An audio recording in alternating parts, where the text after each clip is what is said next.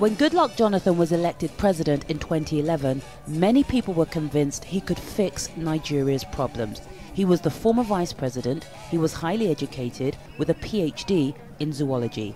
But he inherited serious challenges like corruption and the Boko Haram crisis in the north that had been raging for 2 years. He promised to deal with them swiftly when he was campaigning, but his critics say the problems only got worse. The area that he did worst of all was the area of securing Nigerians. It's a very sad thing that so many people died, and it was as if the government didn't care. But at the end of his tenure, corruption became the culture of Nigeria. Of course, the oil sector became awash with corruption.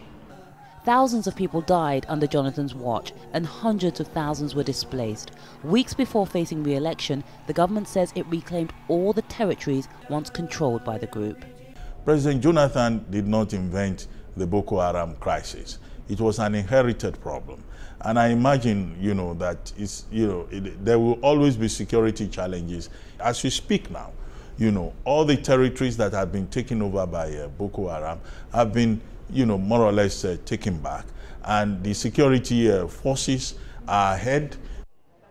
When he conceded defeat, he said he'll be remembered for setting the country on a path to true democracy. I promised the country free and fair elections. I've kept my word. I've also expanded the space for Nigerians to participate in the democratic process. That is one legacy I would like to see endure.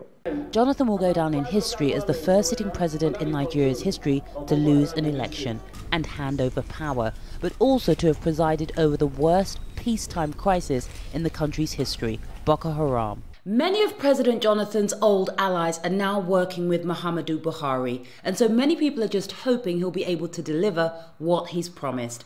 Yvonne Ndege, Al Jazeera, Abuja, Nigeria.